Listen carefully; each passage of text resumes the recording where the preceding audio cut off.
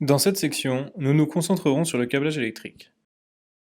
Pour l'installation électrique, la ligne d'alimentation doit être raccordée à une installation existante et doit être conforme aux réglementations locales. Les normes d'installation nationales et internationales doivent être respectées. N'oubliez pas que dans la plupart des pays, il faut installer un disjoncteur courbe C et un interrupteur différentiel de type A ou B. Quant au dimensionnement de la ligne d'alimentation, il doit être effectué conformément aux réglementations nationales en vigueur. En ce qui concerne le dispositif de raccordement au réseau, la station de recharge ne dispose pas d'interrupteur de réseau. Le disjoncteur différentiel et le disjoncteur de la ligne d'alimentation font donc office de dispositif de raccordement au réseau.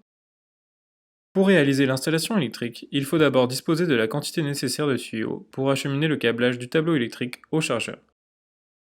Une fois le tracé établi, un guide est utilisé pour faire passer le tube dans lequel passera le câblage électrique. Ensuite, le tube est correctement positionné à l'aide de colliers de serrage et le tracé est suivi. Le guide est ensuite réinséré dans le tube déjà installé afin d'y faire passer les câbles.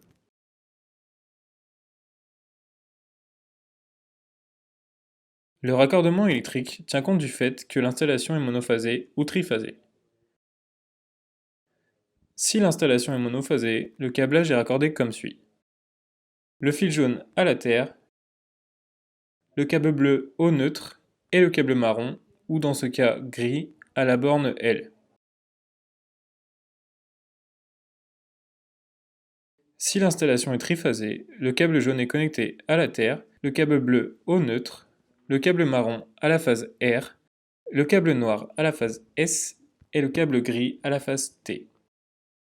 Connectez ensuite le câble Ethernet et un connecteur RJ45 et celui-ci directement à la carte de contrôle. Dans la section suivante, nous verrons plus d'informations sur son installation. Enfin, il est important de mettre en place le protecteur en métacrylate.